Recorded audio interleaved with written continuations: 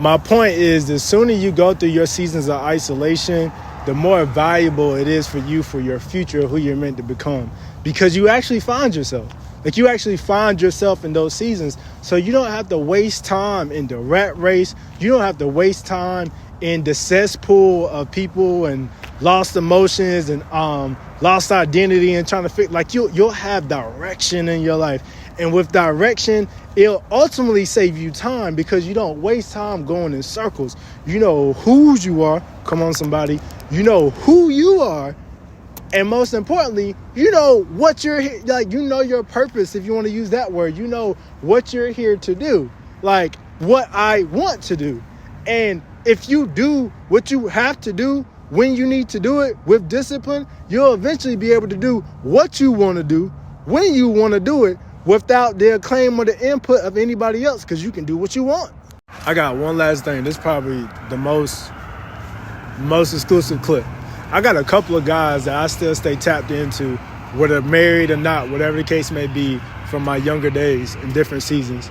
I had to learn that when you are set apart by God, when you have an anointing on your life, sometimes people are called to be like your associates. Sometimes people are called to be your friends. Few times people are called to be your confidant.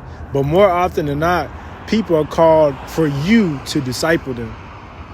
And being a person that disciples others, despite age, can feel daunting, because it's a weight that comes when you want somebody to do better for themselves. Has nothing to do with finances, has to do with their spiritual man, their spiritual life.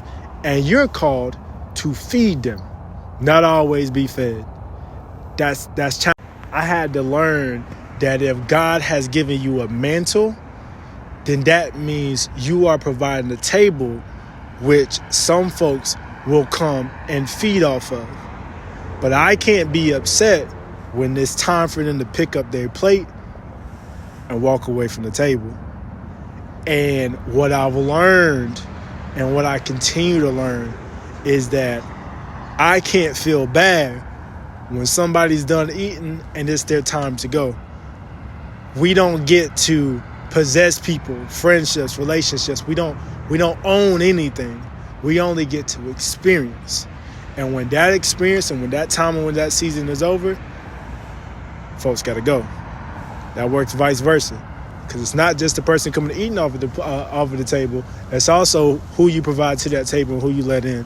So, man, you break that down the way you want to, but it's something I've had to learn.